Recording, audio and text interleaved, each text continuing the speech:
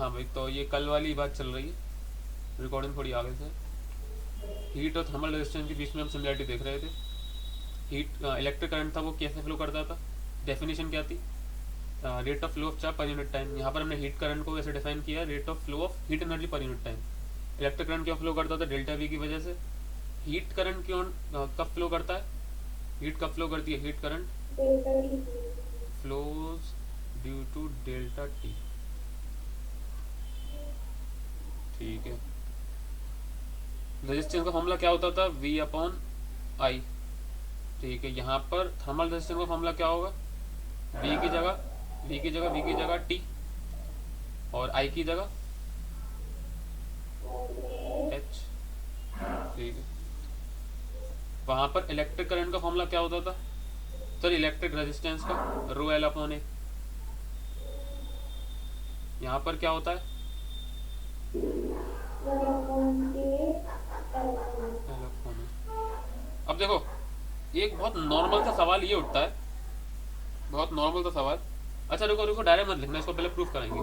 हाँ, नॉर्मल सवाल ये उठता है कि हम ऐसे कैसे लिख रहे हैं, क्यू की जगह ये लिख दिया, टाइम की जगह ये लिख दिया, और दोनों सेम भी आ रहे हैं। तो देखो, इन सब चीज़ों की, किसकी आवाज़ आ रही है, इन सब चीज़ों के प्रूफ हैं हमारे पास। तो मैं एनसीईआरटी खोल के देखो तो दिख जाएंगे तुम्हें, कोई बड़ी बात नहीं है। बस पॉइंट ये है, हमारा कोई फ़ायदा नहीं है प्रूफ करने से, हम डायरेक्ट इसका यूज़ करेंगे, और बात ये है टाइम भी ज़्यादा लगेगा और काम भी आएंगे नहीं। खैर, तो देखो ज़रा, थर्मल रेजिस्टेंस का फॉर्मूला कैसे निकालेंगे हम, टी की वैल्यू क्या है, टी की वैल्यू भी टी रहते हैं। ठीक है, टी को यानी कि डेल्टा टी। और हीट करंट का फॉर्मूला क्या होता है, एच क्या होता है, क्यू अपॉन टी। और क्यू अपॉन टी का फॉर्मूला क्या होता है, K delta T A upon L. ये याद है सबको, कुछ ऐसा लिखवाया था, H is equal to Q upon T. हाँ, तो लगा दो जरा value, K delta T A upon L, delta T से डेल्टा आ गया। और यहाँ पर थर्मल रेजिस्टेंस का फॉर्मूला क्या आ गया, 1 अपॉन के एल अपॉन ए। फ्लो करता है, क्या कहते हैं, टेम्परेचर डिफरेंस की वजह से, लेकिन नाम तो उसका टेम्परेचर है ना, यूनिट तो टेम्परेचर चल रही है ना। चलो ये देख लो। अब देखो, इतने काफ़ी सारे फॉर्मूले हो गए हमारे पास, ये दुनिया भर की चीज़ें, और ऊपर भी बहुत सारी चीज़ें हो गई, तो इसकी समरी देख लेते हैं, काम आएगी। समरी में 3-4 लाइन में मैं सब खत्म करा दूंगा, पूरा कंडक्शन। समरी लिखो जरा।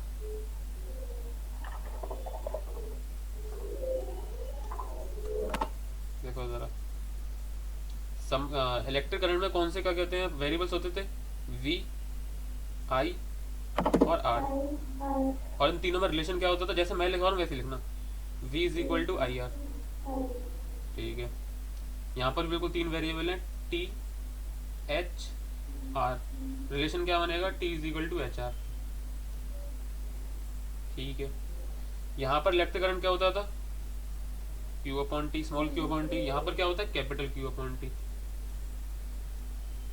ठीक है, ये आर है यहाँ पर। हाँ, अब हमारे पास यहाँ पर capital Q upon small T की वो है, फॉर्मूला और है, बस वो और लिख लो यहाँ पर, कि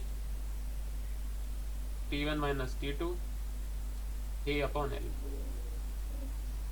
ठीक है, था इलेक्ट्रिक करंट का फॉर्मूला क्या था, रो एल अपॉन ए। और यहाँ पर क्या है, 1 upon K L upon A. अब देखो, इसमें सारे फॉर्मूले आ गए एक ही जगह पर। और नीचे एक स्टेटमेंट और लिख लो, कि जो सीरीज में लगते थे, सीरीज और पैरेलल में जो अगर दो चीज़ें सीरीज में लगी हुई हैं, तो जो फॉर्मूले बनते थे वो भी बिल्कुल यहाँ पर सेम बनेंगे। All rules of series and parallel. मैंने देखो, ये वाली जो चीज़ है वो राइट साइड लिखी है, ये ऐसे नहीं लिखा मैंने यहाँ पर, जैसे मैं लिख रहा हूँ वैसे लिखना, नीचे भी बहुत कुछ लिखवाना है। अच्छा एक बात बताओ रुको, ये जो लाइन है, ये वाली जो लाइन है, वो नए पेज से स्टार्ट करना, क्योंकि इसके नीचे एक टेबल बनवानी है लंबी। ठीक है, यहाँ पर मैं लिख देता हूँ न्यू पेज।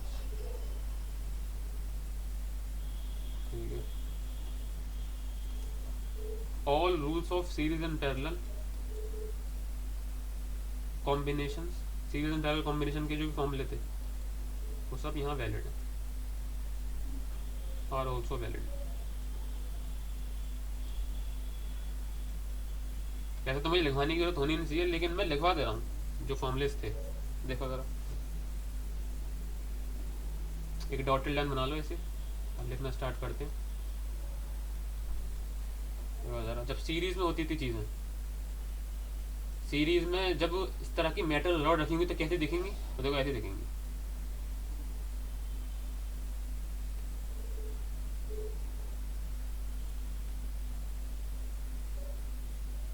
ठीक है, ठीक है। इन तीनों की तुम्हारे पास लेंथ होगी, कोई किसी लेंथ का होगा, कोई किसी लेंथ का होगा, और कोई किसी लेंथ का होगा, लेकिन तीनों का एरिया सेम होगा। ठीक, तीनों की तुम्हें थर्मल कंडक्टिविटी दे रखी होगी K1, K2, K3। ठीक है, तो आर नेट क्या होगा, R1 plus R2 plus R3, यही तो होगा। ठीक है, जरा आर नेट की जगह बताओ क्या लिखें, 1/K net, net thermal conductivity तीनों की क्या होगी। ठीक है, नेट रेजिस्टेंस का फॉर्मूला क्या था उसमें, 1/K L/A, तो नेट लेंथ कितनी है, L1 plus L2 plus L3,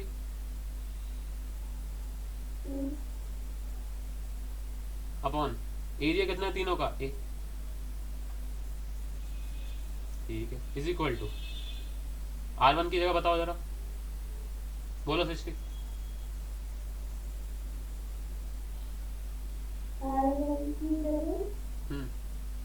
R1 की वैल्यू क्या है, इन तीनों वेरिएबल में बताओ किस तरीके से बनेगी।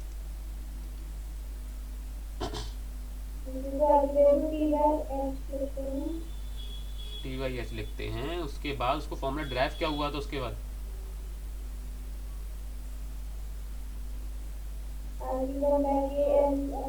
हाँ वही, हाँ वही तो मैं L1/K1A1।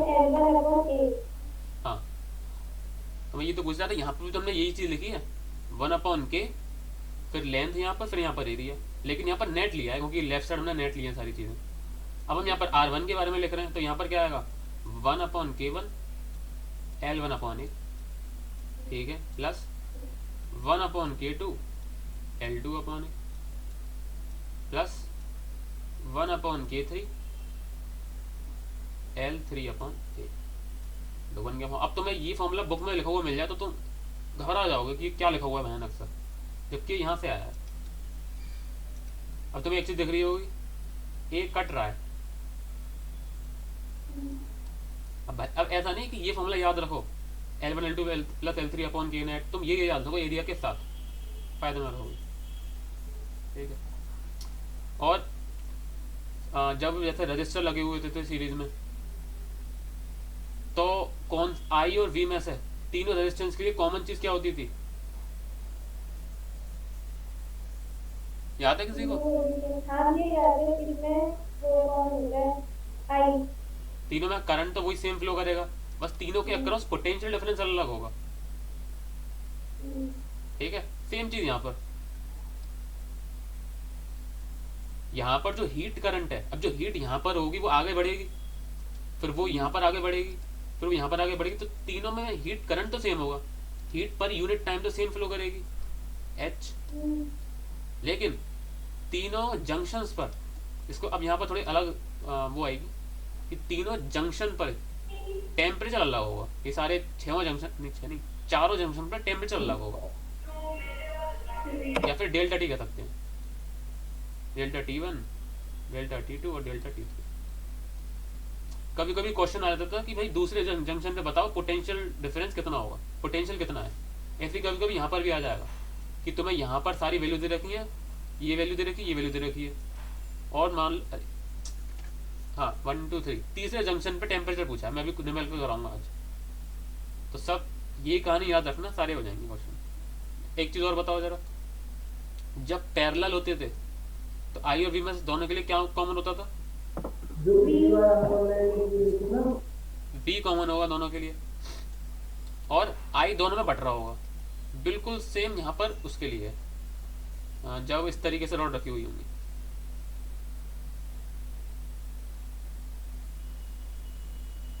यहाँ से हीट या फिर अब देखो हीट दोनों में डिवाइड हो जाएगी, जो टेम्परेचर डिफरेंस होगा दोनों जंक्शन पर वो दोनों का सेम होगा, T1 minus T2। Temperature difference same यानी कि ऊपर क्या था पोटेंशियल डिफरेंस सेम, लेकिन जो हीट करंट है वो दोनों में डिवाइड हो जाएगा। ठीक है, तो ये लेफ्ट साइड वाली कोई चीज़ मत लिखना, ये वाली ये यहाँ पर लिखो उसके नीचे in series comma H is same for all rods,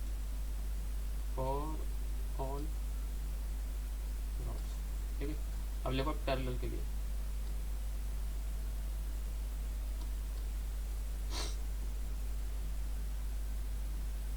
कैसे बनेगा देखो जरा। अब देखो पैरेलल में जब तुम्हें क्वेश्चन में दे रखा होगा तो सबकी लेंथ सेम दे रखी होगी, देख लेना, बस एरिया अलग होंगे। ये गानी रेजिस्टेंस में नहीं, रेजिस्टेंस के क्या डायमेंशन बताएंगे।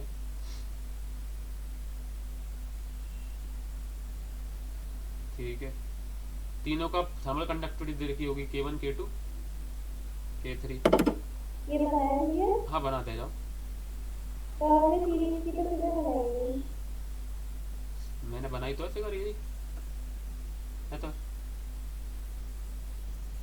ये ठीक है। अब अगर मुझे इसका नेट थर्मल रेजिस्टेंस निकालना है तो मैं क्या करूँगा 1/R net is equal to 1/R1 plus 1/R2 plus 1/R3। लगाओ जरा वैल्यू 1/। अब देखो इसमें गलती हो जाती है लिखते टाइम, तुम्हें क्या याद है, अरे आर नेट लगाना है ना तो 1/K नेट L/A, तुम ये कर दोगे L1 प्लस L2/L3 ना, ये 1/ में चल रहा है, यानी कि पहले आएगा ये वाला 1/। ठीक है, अब आर नेट के अंदर एक और 1/ है, समझ में आया पॉइंट।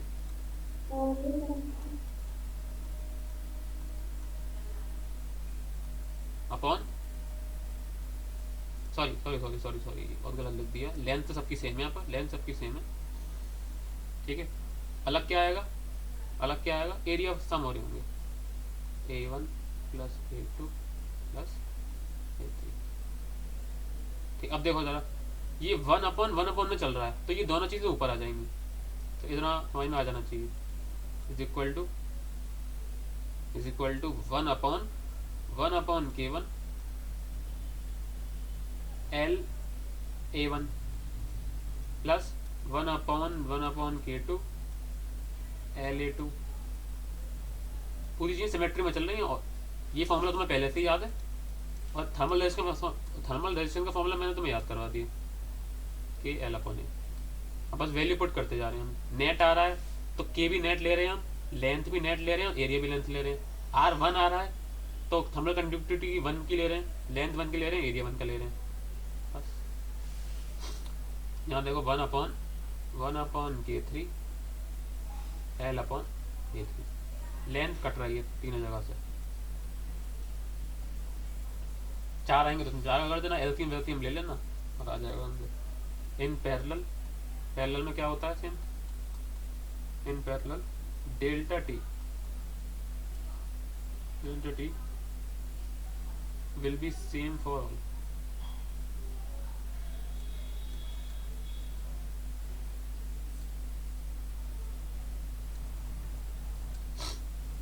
ठीक है,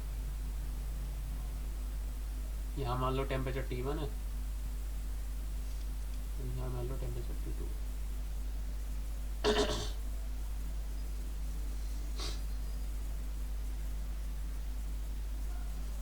देख लिया।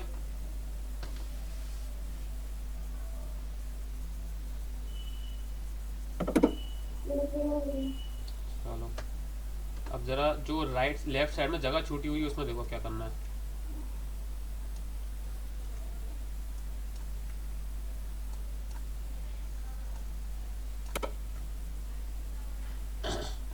ये जो all rules of series and parallel combination are also valid, इसको इस तरीके से ब्रैकेट में बंद करो और नीचे का पूरा ब्रैकेट में बंद करो यहाँ पर।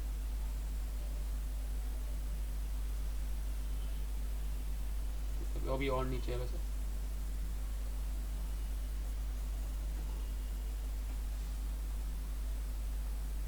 ठीक है, क्या लिखना है, ऐसे करके यहाँ लिखो only remember the basic thing, only,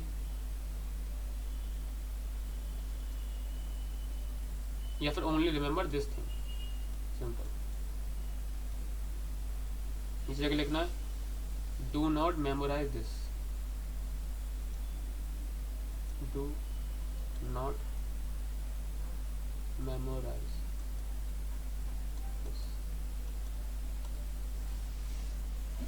हो गया?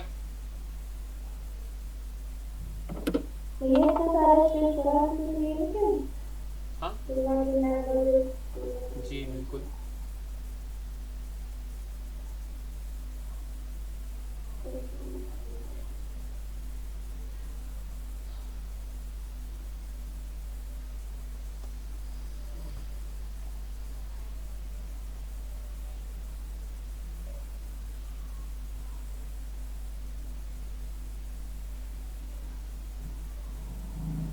हो गया सृष्टि? शुभ, शुभ तुम लिख भी रहे हो कि नहीं? हाँ भैया बिल्कुल। ठीक है, हाँ भाई देखो ज़रा, ये तो हो गया कंसेप्ट खत्म यहाँ पर।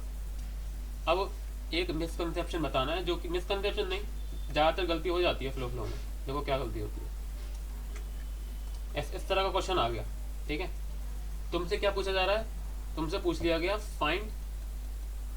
Find net thermal conductivity of the, लिखना मत बस समझो, ऑफ द कॉम्बिनेशन। जब ध्यान कहीं और होता है, पढ़ने का मन नहीं होता, तो क्या करते हैं, K net is equal to, series में लग रहा है ना, तो K net is equal to K1 plus K2 plus K3। लो, बहुत बढ़िया फॉर्मूला निकाला हमने। अब ये आपको ध्यान रखना है कि इस तरह की गलती नहीं करनी, ठीक है। इस गलती से थोड़ी और कम बुरी गलती है, जो कि गलती वो भी है, लेकिन देखो जरा, के नेट कैसे निकालते हैं? कर सकते हैं वो, कर सकते हैं वो, क्या? इसमें कुछ नहीं। देखो जरा, एक गलती और है, हम फ्लो में क्या लिखते हैं भाई, के नेट लिखा हमने, के नेट इज इक्वल टू, अब जितने भी रेजिस्टेंस उनको सम कर दो, 1/K1 L1 A plus 1/K2 L2 A plus 1/K3 L3 A। देखो ये भी गलत है, और इनमें से दूसरी वाली गलती मैं कर चुका हूँ अपने पेपर में। आर नेट निकालना था, फिर के नेट निकालना था, तो तीनों का सम कर दिया, तीनों रेजिस्टेंस का, जबकि ये गलत है। सही क्या है, ये यहाँ पर जो आता है आर नेट आता है, ये के नेट नहीं है, ये आर नेट है। फिर यहाँ पर आपको आर नेट की वैल्यू लगानी पड़ेगी, जो कि क्या होती है 1/K नेट, वो जो ऊपर का जो फॉर्मूला था वो। तो आपको पहले मैं लिख देता हूँ यहाँ पर L1 plus L2 plus L3 upon is equal to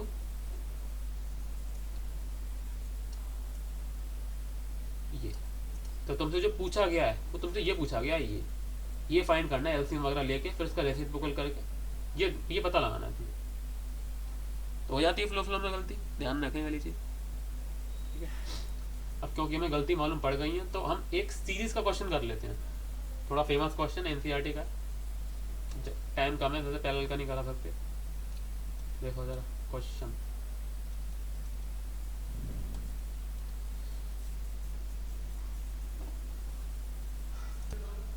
हाँ वही देखो, एक दे रखा है तो मैं ये,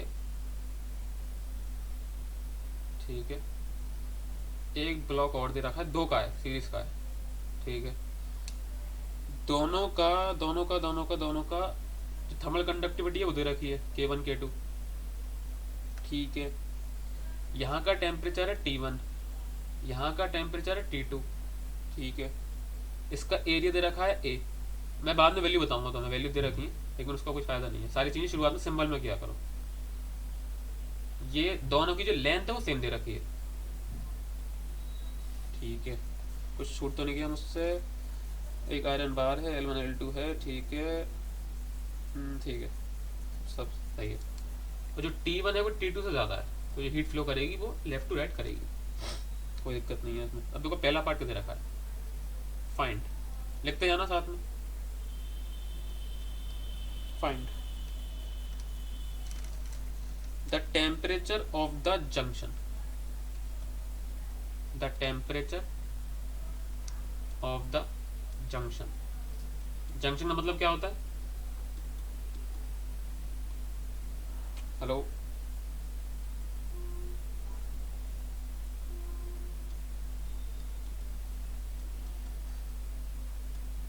सब जिंदा हैं या फिर क्या?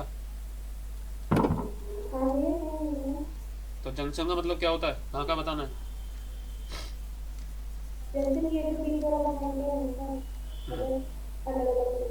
इसको हम टी नॉट ले लेते हैं, तो आपको असलियत में टी नॉट बताना है।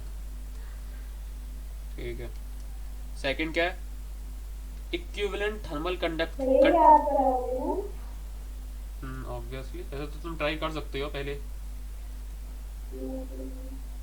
Equivalent thermal conductivity, conductivity of the compound bar, of the compound bar। ठीक है, तीसरा क्या है? हीट करंट, बस ये आखिरी है, हीट करंट थ्रू कंपाउंड बार। हीट करंट थ्रू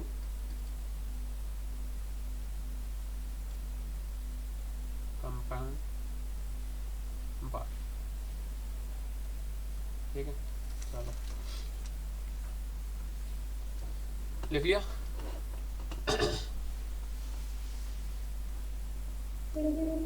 चलो, इस क्वेश्चन को ऐसे सॉल्व नहीं करेंगे हम, बिल्कुल डायरेक्टली।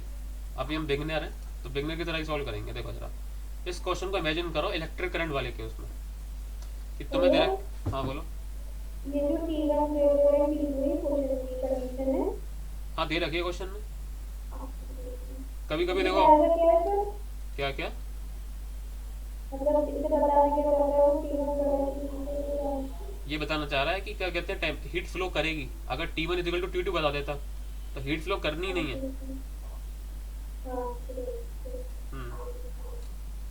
और तुम्हें बाय डिफॉल्ट मानना है कि स्टेडी स्टेट आ चुकी है, स्टेडी स्टेट आ चुकी है। ठीक है, इधर देखो जरा, तुम्हें असलियत में अगर ऊपर वाले को इलेक्ट्रिक करंट वाले में कन्वर्ट करेंगे तो देखो L दे रखा है, A दे रखा है, K1 दे रखा है, तो असलियत में R1 दे रखा है और R2 भी दे रखा है। ठीक है, ठीक है, तुम्हें और क्या दे रखा है? T1 T2 दे रखा है, यानी कि तुम्हें इस पॉइंट पर पोटेंशियल दे रखा है और उस पॉइंट पर पोटेंशियल दे रखा है। ठीक है, और V1 बड़ा है V2 से, इस वजह से करंट फ्लो करेगा लेफ्ट टू राइट। ठीक है, ठीक है, ठीक है, बस इतना काफी है। हाँ, अब तुमसे पूछा क्या गया है? तुमसे पूछा क्या गया है? तुमसे पूछा गया है इस पॉइंट पर क्या कहते हैं, पोटेंशियल V0 मान लेते हैं। ठीक है, और क्या पूछा गया? इक्विवेलेंट थर्मल कंडक्टिविटी, यानी कि और तुम्हें R नेट पूछा गया है, R नेट। और heat current through the compound bar, heat current यानी कि तुमसे इलेक्ट्रिक करंट पूछा गया है। तो असलियत में वो तुम्हारी VIR तीनों नॉलेज चेक करना चाहता है, तुम कैसे निकालोगे। ठीक है, अब देखो दूसरा पार्ट बहुत आसान है, R net is equal to R1 plus R2। कोई दिक्कत तो नहीं है इसमें? ठीक है, और देखो जरा, I जो है दोनों में ही सेम होगा, I जो है दोनों में ही सेम होगा। तो देखो तुम ये वाला पोटेंशियल डिफरेंस निकाल सकते हो। मान लो यहाँ पर V0 आ गया। ठीक है, ठीक है, तो I की वैल्यू एक क्या आ सकती है? V1 minus V0 upon R1। और एक क्या आ सकती है? V0 minus V2 upon R2। नहीं समझे, I is equal to V upon R है। देखो मैं एक बार बता देता हूँ, मान लो यहाँ से आई वन क्या, अरे पोटेंशियल डिफरेंस तो होता था। देखो मैं बताता हूँ, यहाँ पर अगर मैं कह रहा हूँ इस लाइन को बना के यहाँ 4 वोल्ट है, इसका मतलब ये थोड़ी है कि यहाँ पर 4 वोल्ट है। बस मैं ये इतना बताना चाह रहा हूँ कि अगर यहाँ पर 16 है तो यहाँ 12 है, अगर यहाँ पर 10 है तो यहाँ पर 6 है। पोटेंशियल डिफरेंस दे रखा है ये। ठीक है, तो ये मैं समझ में आ गया। अब देखो जरा, हमारे पास R1 है, हमारे पास V1 है, दोनों ही केस में V0 नहीं है, दोनों में तो कोई यूज नहीं कर सकता। तो ऐसा करते हैं, पहले V0 निकाल लेते हैं। किस इक्वेशन से? इसी वाली इक्वेशन से। देखो ये वाली इक्वेशन देखो, ये वाली V1 है, हाँ है, R1 है, हाँ है, R2 है, हाँ है, V2 है, हाँ है। अब एक ही तो वेरिएबल है, बाहर निकाल लेंगे। एक बार जब V0 आ गया, एक बार जब V0 आ गया तो हम ये वाली इक्वेशन से I निकाल लेंगे। समझ में आ गया क्वेश्चन? चलो इसको डिलीट नहीं करते हैं, इसको बस साइड में रख देते हैं, अगर कुछ रेफरेंस लेना होगा ले लेंगे। चलो सॉल्व करते हैं।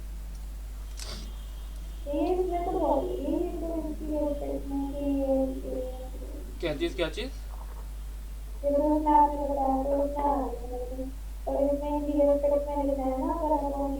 अरे बस तुम VIR और THR ये सुर में याद रखो, क्वेश्चन होते चले जाएंगे।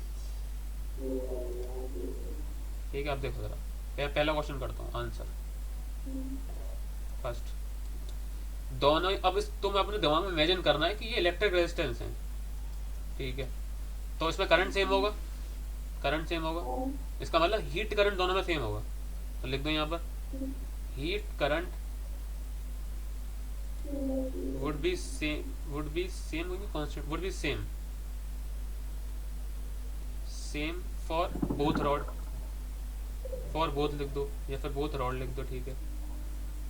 यानी कि H1 is equal to H2, ठीक है? जरा H की वैल्यू बताओ, H1 की। अब H की जैसे पूछ लो, दिमाग में लाओ, हीट करेंगे, आई कर लो।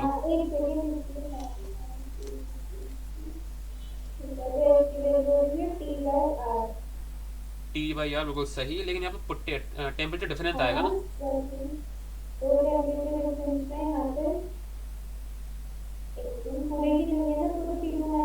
अभी हम अभी हम H1 की बात कर रहे हैं, तो H1 के अलोंग जो H1 के अलोंग टेम्परेचर डिफरेंस है वो बताओ। Difference T1 minus T0 upon, क्योंकि सुनो सुनो, जब हम मैंने तुम्हें बताया था, जब टेम्परेचर डिफरेंस लेते हैं तो कैसे लेते हैं? जिस डायरेक्शन में हीट फ्लो कर रही होती है, हाँ, अपॉन अपॉन अपॉन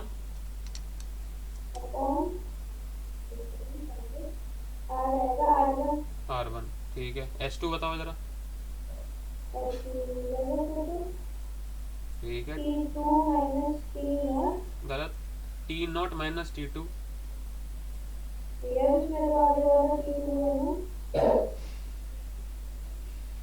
हीट ऐसे फ्लो कर रही है, ठीक है?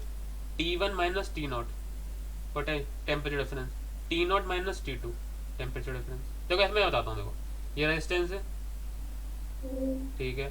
मान लो यहाँ पर 4 वोल्ट था, यहाँ पर इस पॉइंट पर पोटेंशियल बोल रहा हूँ, पोटेंशियल डिफरेंस नहीं बोल रहा, थोड़ा और ज़्यादा लेता हूँ, 20 लेते हैं, ठीक है? ये रेजिस्टेंस क्या करेगा, थोड़ा सा वोल्टेज कम कर देगा, ड्रॉप कर देगा। तो मान लो यहाँ पर हो गया 12, और मान लो यहाँ पर हो गया, इसने ये फिर से ड्रॉप करेगा दूसरा वाला, तो यहाँ पर हो गया मान लो 6, ठीक है? डिफरेंस कैसे पता लगाओगे कि कितना ड्रॉप कर दिया इसने? क्या 20 माइनस 12 नहीं करोगे? 20 माइनस 12, इस डायरेक्शन में करंट फ्लो कर रहा था ना, तो 20 माइनस 12, T1 माइनस T0, ठीक है? और यहाँ डिफरेंस क्या होगा, 12 माइनस 6, यानी कि T0 माइनस T2, ठीक है? तो ये हो गया, आगे बढ़ते हैं। अब हमें वैल्यू पुट करनी है, आप R1 की वैल्यू लगानी है। R1 की वैल्यू क्या होगी? रो एल अपॉन से याद करो, T by H होगी 1 upon K1,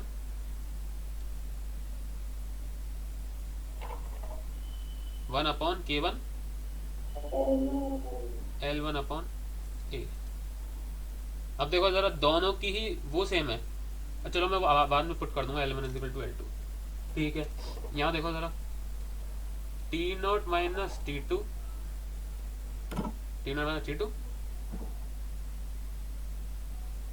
into 1 upon sorry नीचे आएगा ना R2, तो 1 अपॉन K2 L2 अपॉन ए। ठीक है, अब देखो जरा, but L1 is equal to L2, ये दे रखा है मैं क्वेश्चन में, गिवन है, इज इक्वल टू L, तो क्या बनेगी इक्वेशन? L1 से L2 कट जाएगा, और ए से तो कट ही रहा था, दोनों जगह ये आ रहा है।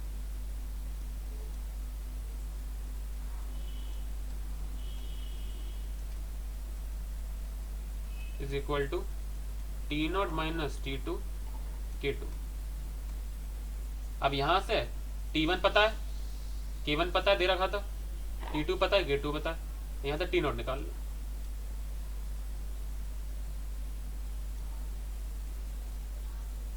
जरा इसको क्रॉस मल्टीप्लाई करो, टी नोट वाली टर्म सारी लेफ्ट में ले जाओ, टी नोट बाहर कॉमन ले लो, बच्चा को सारा साइड में कर दो।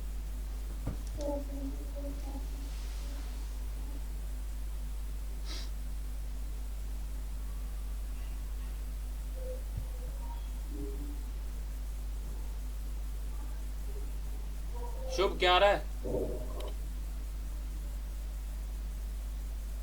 शुभ शुभ निकाल रहा हूँ ये, 1 मिनट तुम ही बताओगे इसका आंसर। बता रहा हूँ ये, बस 1 मिनट।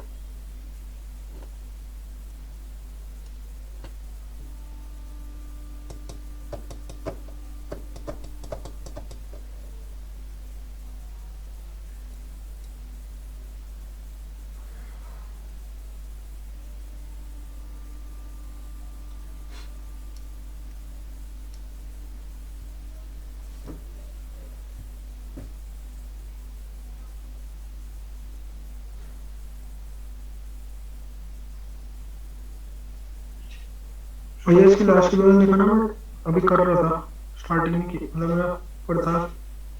आंसर बताओ, आंसर। अरे भैया लास्ट की बैलेंस तो दिखाओ। क्यों तुम लिख नहीं रहे थे? लिखते रहता, पूरा तो पढ़ने दो। ऊपर से जो इक्वेशन बनती आ रही है उसको सॉल्व कर लो, तुम्हारे ऊपर के स्टेप तो हो ही रहेंगे ना, उसको सॉल्व करके बता दो मुझे। ठीक है भैया।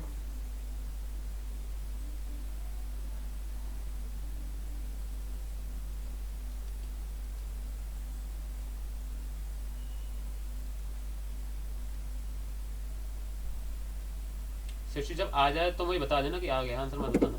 आगे भी आगे ठीक है, तो ऐसा करो, तुम दूसरे वाले पार्ट के लिए जाओ। दूसरा वाला पार्ट कैसा है? नेट थर्मल कंडक्टिविटी निकालनी है, तुम निकाल दो जल्दी से।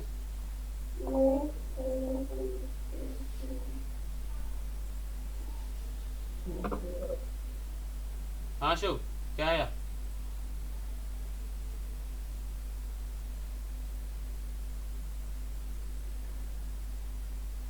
पढ़ रहा हूँ भैया, पढ़ रहा हूँ। इतनी देर कैसे लग रही है भाई? एलसीएम क्या कहते हैं, इधर उधर को मल्टीप्लाई करने में।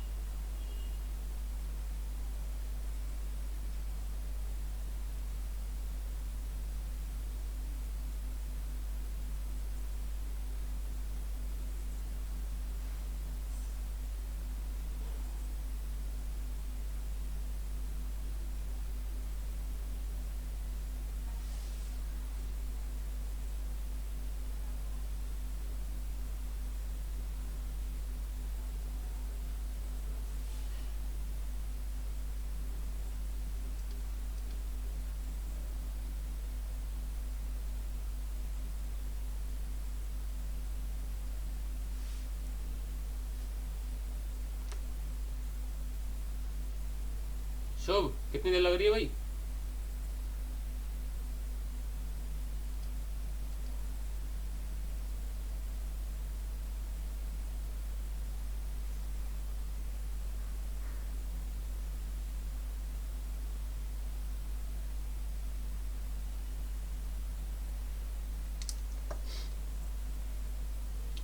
शुभ, आप कुछ एक्सेप्ट करना चाहेंगे? कुछ कन्फेशन?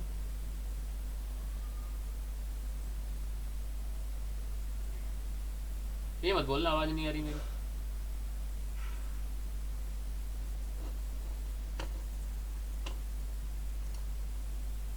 शुभ,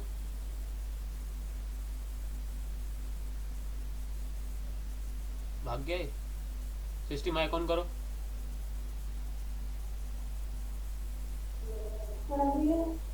तुम पर हो सकता है मैसेज आया, अभी रिप्लाई मत करना।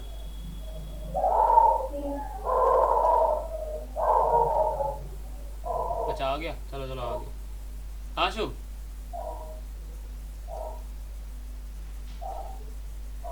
हेलो। हाँ आवाज़ आ रही है शुभ तुम्हारी।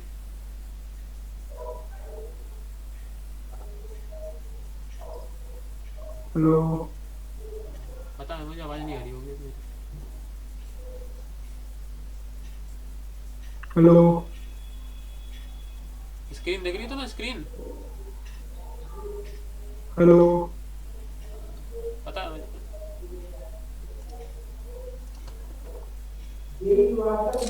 आगे देखो जरा, सेकंड।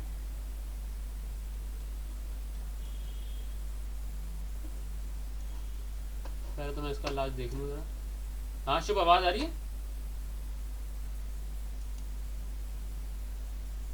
आवाज़ नहीं आ रही तो स्क्रीन भी नहीं दिख रही होगी।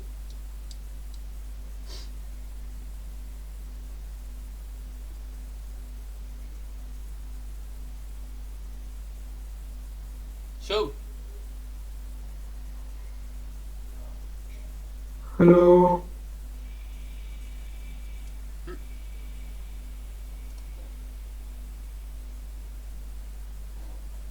मैं रिकॉर्डिंग पॉज कर देता हूँ। आंसर नहीं बताएंगे? मैं बताऊँ हाँ तो अच्छा रुको रुको। अच्छा चलो शुभ नहीं है, बताओ जरा। K1 T1 plus K2 T2 upon K2 plus K1। बिल्कुल सही। K1 T1 plus K2 T2 upon K1 plus K2। जो रिकॉर्डिंग देख रहा है वो नोट कर ले, मैं मिटा रहा हूँ ये वाला आंसर। सही आंसर था ये वाला। ठीक है।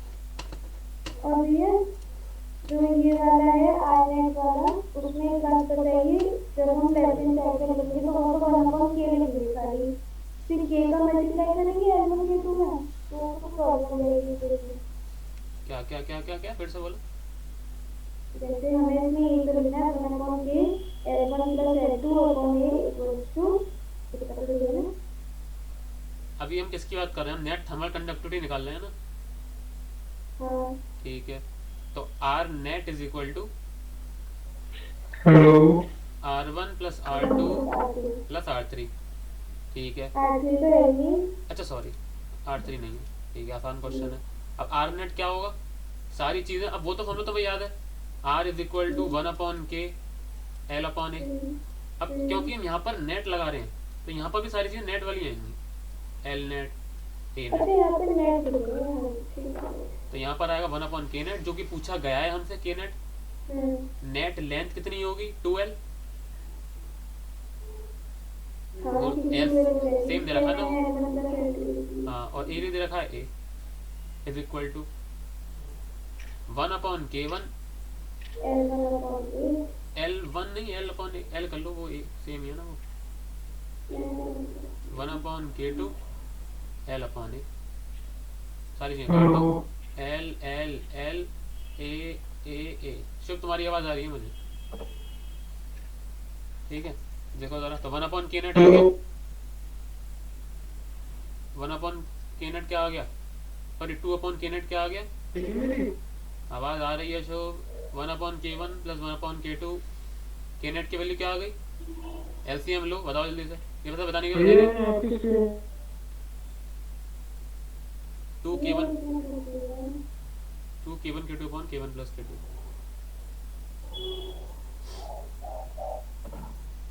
ठीक है, जरा थर्ड वाला देखो। ये मुझे नोट करना है, मैंने आधा अपना किया आधा आपको बता दिया।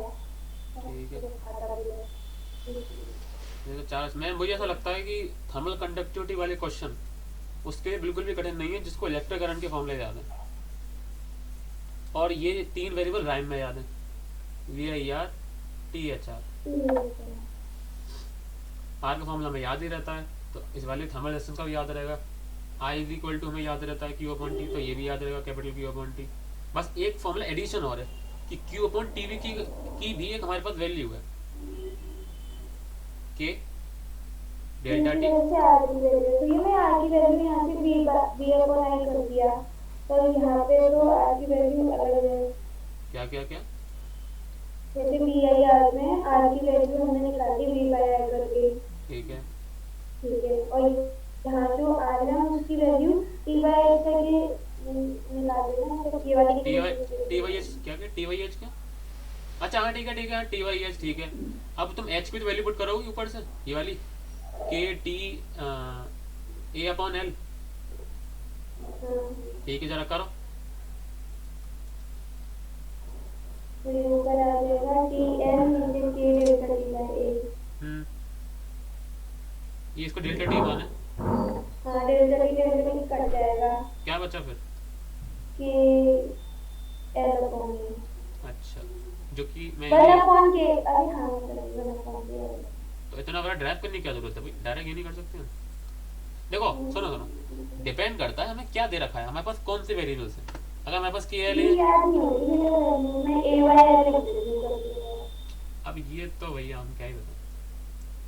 देखो मुझे रेजिस्टेंस का फॉर्मूला रो एल अपॉन ए लाइन में जाता है, रो एल अपॉन ए हाँ ये तो है, तो अब ये एल अपॉन ए तो याद इस वजह से रहता है मुझे। ठीक है। अब देखो जरा KL दे रखा है तो ये वाला फॉर्मूला यूज करो।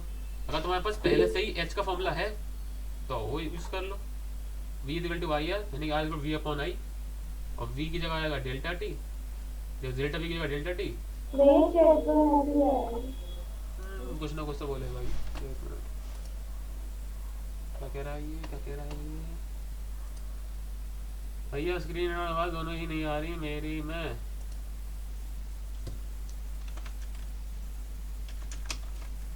कोशिश करते रहो आ जाएगी।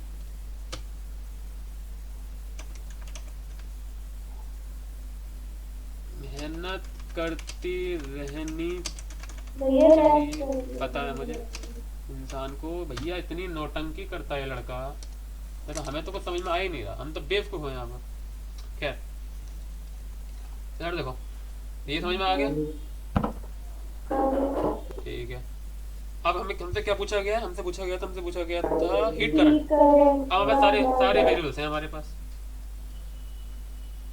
H का फॉर्मूला क्या था? भैया एक बात बताओ, जो कंपाउंड बाहर से क्या मतलब है, वही बॉडी है ना? हाँ ये एक बार, ये दूसरा बार, ये दोनों को मिक्स करके कंपाउंड बार। तो H से हमें याद आता है I, तो I होता है डेल्टा V अपॉन R, ठीक है। तो हम यहाँ क्या कर देंगे, डेल्टा T अपॉन, हाँ डेल्टा T अपॉन R। अब देखो तुम जहाँ का भी T लोगे वहाँ का अगर R ले लोगे तो आंसर सब तो सेम आएगा। फॉर एग्जाम्पल अगर तुम पहले वाले के अक्रॉस जो वो है टेम्परेचर डिफरेंस, वो तुमने वो लिया, यानी कि H का तो QT होता है ना? H का QT होता है, बिल्कुल सही। कोई डेल्टा T बाय किसकी वजह से लगेगा? अरे भाई V is equal to IR होता था, I is equal to V upon R हुआ, हाँ हुआ ठीक है। तो H इज इक्वल टू क्या हुआ? THR को T बाय, हाँ ऐसे भी तुम कोई देखो मैं ऐसा करता हूँ, देखो मैं ऐसा करता हूँ, जितने भी फॉर्मूले हैं H के वो यहाँ लिख देता हूँ। इस क्वेश्चन को कैसे सॉल्व किया जा सकता है। देखो Q अपॉन T, ठीक है, डेल्टा T अपॉन R, ठीक है। हेलो आ रही है मेरी आवाज? अरे सब आ रही है तुम्हारी आवाज।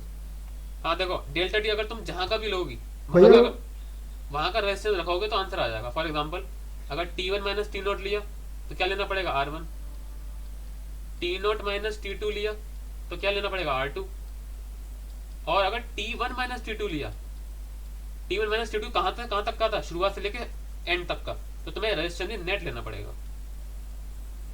तुम्हें जो समझ में आ रहा है उससे निकाल दो, सबसे सेम आने वाला है।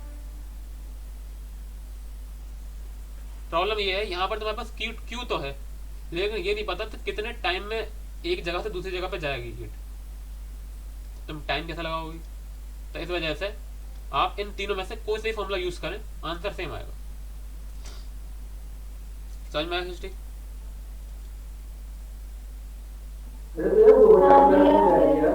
ठीक है, लगा दो जो मर्जी आ रही है,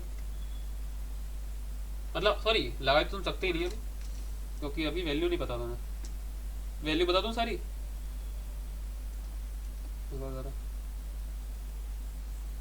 तो इसको वैसे सॉल्व करने की जरूरत नहीं है, इतना ही छोड़ देना। अगर सिंबल आ जाए तो कोई सा भी एक फॉर्मूला लिख देना और छोड़ देना यहाँ पर कि भैया H is equal to T1 minus T0 upon R1। अब मैं हर चीज़ की वैल्यू दे देता हूँ। देखो K1 की दे दूँ, ठीक है, K2 की दे दूँ, T1 की दे दूँ, T2 की दे दूँ, और L1 की दे दूँ, और L2 की दे दूँ। एरिया दोनों का सेम होगा और तो कुछ नहीं है। ठीक है, इतना ही है।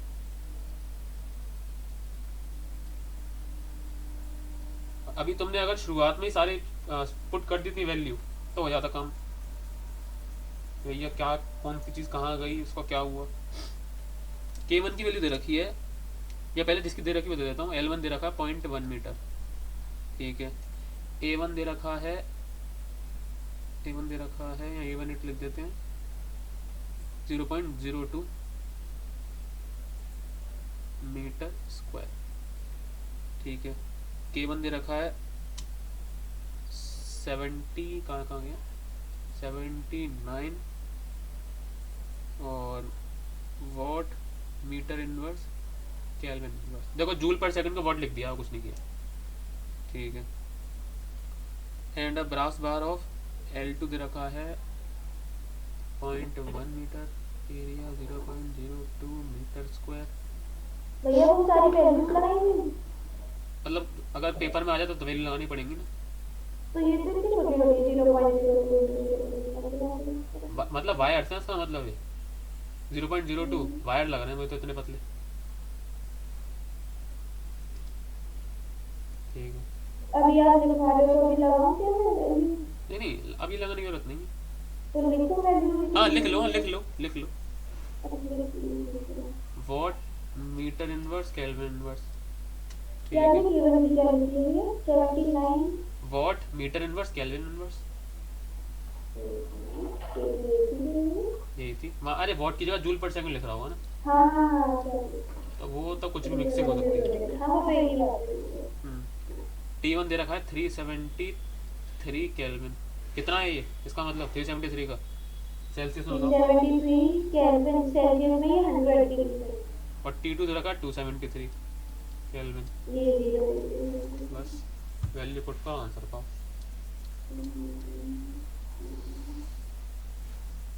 तो भैया जो आपने थर्ड वाले में जो सारे फॉर्मूले लिखे हैं, फिर हम यूज कौन सा करते हैं ये? जो भी इंफॉर्मेशन हो,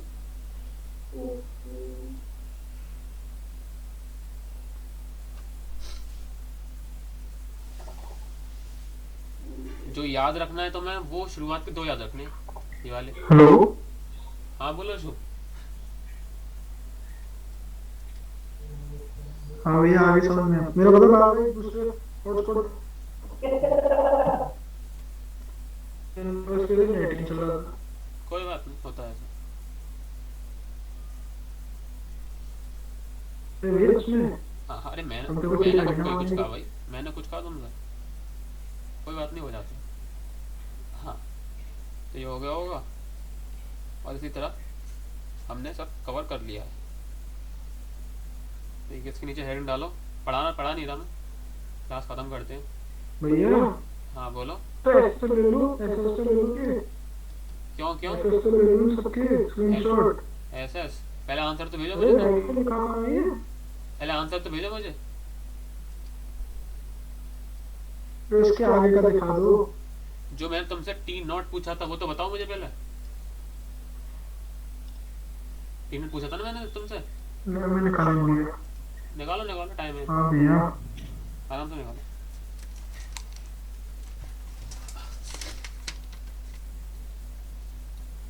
कन्वेक्शन एंड इट्स एप्लीकेशन। मैं एक एप्लीकेशन तो भी पढ़ाई। मैं इसमें कुछ नहीं बताने वाला, जितना मैंने शुरुआत में एक्सप्लेनेशन दिया था कि वो गर्म होती है, डेंसिटी बढ़ जाती है, ऊपर जाती है, और फिर वो ठंडी हो जाती है, नीचे आती है, और ये ऊपर नीचे, इसी वजह से हवा भी चलती है। चलो मैं अभी थोड़ा बहुत बता देता हूँ। रीड फ्रॉम, अच्छा कोई नैनीताल गया तुम में से, या फिर किसी भी ऐसी जगह पर जहाँ पर बोटिंग अलाउड हो? रात में किया? रात में हाँ भैया मैं गया हूँ। रात में कभी लेक के अंदर अपना हाथ डाला है? पानी गर्म होता है रात के 2 बजे भी, पता है क्यों?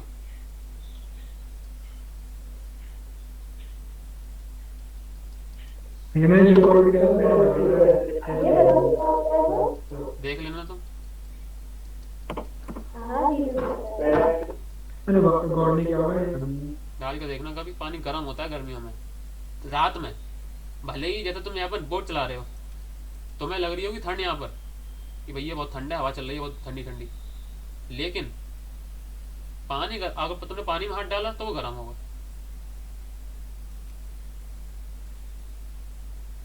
डाल के देखो। अब ये तुम बताओ।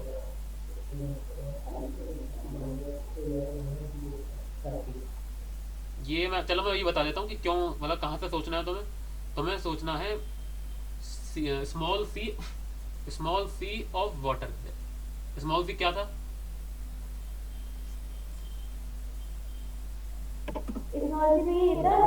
हीट पर भूल गए सब लोग। कैपिटल सी तो मॉल था, मॉल वाला वो वाले। अरे पीछे देखने तो फायदा ही क्या है फिर? अच्छा ठीक है, मतलब मुझे तो याद करें, तो स्पेसिफिक हीट था, ठीक है। ना नाम तो सही है, वो नाम तो सबको याद रहता है, मतलब क्या था उसका?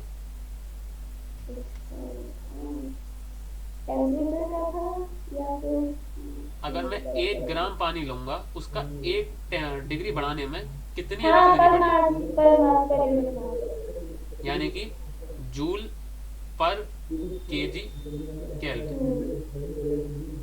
समस्या ये है कि वाटर की जो स्पेसिफिक हीट कैपेसिटी होती है वो कुछ ज्यादा ही होती है, 4200 जूल। तो काफी ज्यादा है। ठीक है, ठीक है, मतलब कि तुम्हें अगर पानी का 1 ग्राम ले लिया तुमने, 1 ग्राम, उसका अगर 1 डिग्री भी बढ़ाना है तुम्हें, 4200 जूल की एनर्जी देनी पड़ेगी तुम्हें। हाँ, सब्जी बहुत जल्दी उबल जाती है, सब्जी नहीं, सब्जी में पानी है। दूध बहुत जल्दी उबल जाता है, दूध का टेम्परेचर, लेकिन पानी का टेम्परेचर तुम्हें 0 से 100 ले जाने में काफी देर लगेगी। खैर, तो पॉइंट ये है, क्योंकि पानी का टेम्परेचर बढ़ता अगर धीरे धीरे है, तुम अगर हीट एनर्जी दे रहे हो, तो घटता भी धीरे धीरे है। पानी का टेम्परेचर घटता भी धीरे धीरे है। भैया हमारे घर पे जो नॉर्मल बर्नर होते हैं तो उनको कुछ टाइम में कितनी देर तक चलाएं तो उनका टेम्परेचर इतना ना, बर्नर का कोई स्टैंडर्ड नहीं है। बर्नर तुम्हारे तेज होगा, अब तुम्हारे तेज होगा, हमारे धीरे होगा, हो सकता है। जो स्टोव होते हैं उनका होता है, जो होते हैं ना इंडक्शन वाले, उनका होता है, उनके पीछे लिख रहा होता है कि हर सेकंड कितनी एनर्जी निकालना है। मतलब हर सेकंड का नहीं दे रखा होगा, सॉरी दे रखा होगा, उसको दे रखा होगा, उसके पीछे लिख रहा होगा वॉट का, कितने वॉट का है ये, तो इसमें देख सकते हैं। खैर, मैं क्या कह रहा था, हाँ, क्योंकि वाटर की स्पेसिफिक हीट कैपेसिटी ज़्यादा है, इसका मतलब ये हुआ कि ये गर्म बहुत देर में होगा अगर आप एनर्जी लगातार देते जा रहे हैं। इसका मतलब ये भी है उसका उल्टा, कि ये ठंडा भी देर में होगा। तो पॉइंट ये है कि जब सुबह होती है, सुबह को रेड से क्यों दिखाना, सुबह को ब्लू पानी, चलो रेड से दिखा देते हैं। तो देखो ज़रा, जब सुबह होती है और दोपहर चल रही होती है, तो क्या होती है, सन की हीट एनर्जी आती है, पानी से टकराती है और पानी को गर्म करती है, ठीक है, और काफ़ी देर तक गर्म करती रहती है। पानी का टेम्परेचर बढ़ता जाता है, ठीक है। फिर हो जाती है, अब बहुत पूरे दिन लग जाता है पानी को गर्म करने के लिए, ठीक है। अब होती है रात, ठीक है, और कोई लिक्विड होता तो तुरंत ठंडा हो जाता अगर आसपास ठंडी हवा चल रही है, लेकिन हाँ, ठंडा भी देर में होगा। इस वजह से अगर आप क्या कहते हैं जाएंगे रात में भी, तो अभी आपको पानी गर्म दिखेगा, काफी गर्म। सुबह वाले एग्जांपल दे रहे हो, उसमें तो जैसे ही सूरज आ जाता है तो पानी का भी गर्म हो जाता है। मतलब समझा नहीं, फिर से बोलो। मतलब जैसे मैं प्रैक्टिकली बता रही हूँ, सुबह सुबह भी ले ना तो पानी गर्म सा ही हो जाता है 7-8 बजे के लिए। अरे वो आप पानी भी तो तो बहुत करते कम है रहो। ना, वो पानी भी तो बहुत कम है। अरे मैं तो मैं घर का थोड़ी बोल रही हूँ, वो तो बाहर का ही बोल रही हूँ, लेक वेक का बड़ी काफी सही है ऐसे बोल रही हूँ। अब ये पॉइंट ये होता होगा कि जब वहाँ पर ठंड होती होगी, जैसे रात होती होगी, तो ठंड हम्म, में कुछ ज़्यादा ठंड होती होगी। मैं अभी ठंडों की बात नहीं कर रहा, मैं गर्मियों की बात कर रहा हूँ, जब धूप पड़ती है अच्छी खासी। पॉइंट ये है, अगर मैं ठंडों की बात करूँ तो धूप बहुत ज़्यादा कम पड़ती, बहुत कम पड़ती है, यानी कि पानी हल्का सा गर्म होगा, लेकिन ठंड बहुत ज़्यादा पड़ती है तो पानी ठंडा हो जाएगा। गर्मियों में क्या होगा, धूप बहुत ज़्यादा पड़ेगी और ठंड थोड़ी थोड़ी पड़ेगी। तुम जब यहाँ पर बैठे हुए होगे बोट में, तो तुम्हें ठंड थोड़ी बहुत तो लगेगी क्योंकि हवा चल रही होगी ठंडी, लेकिन इतनी ठंडी नहीं होगी कि रात के 8 या 9 या 10 बजे तक भी उसको गर्म कर पाए, ठंडा कर पाए।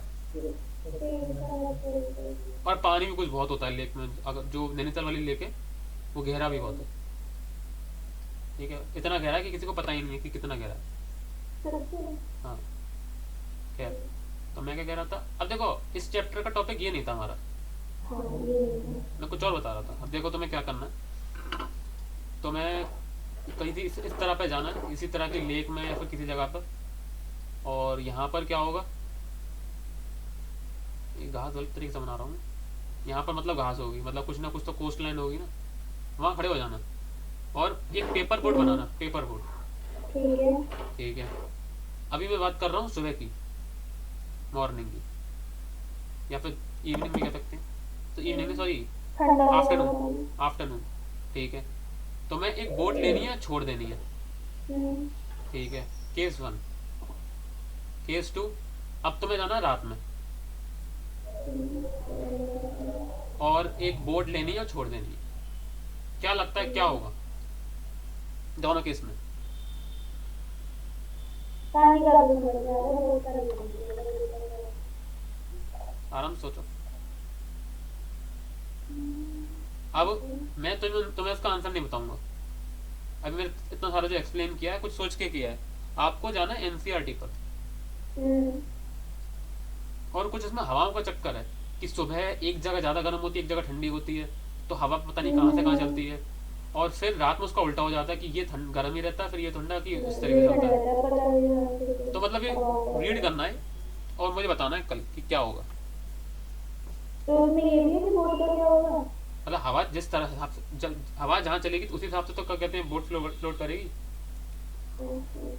हाँ, तो उसमें एक सेंटेंस लिख रहा होगा कि लैंड इतनी जल्दी गर्म नहीं, ठंडी नहीं हो पा, सॉरी, लैंड जल्दी ठंडी हो जाती है, या फिर इस तरीके से कोई लाइन लिख रही होगी, उसकी वजह से मैंने ये सब बताया इतना सारा। ठीक है, तो आप रीड करें और वो मुझे। है सी ब्रीज और लैंड ब्रीज। हाँ हाँ हाँ हाँ, सही सही। तो ये बताना है, और उसमें एक दो टॉपिक और होंगे।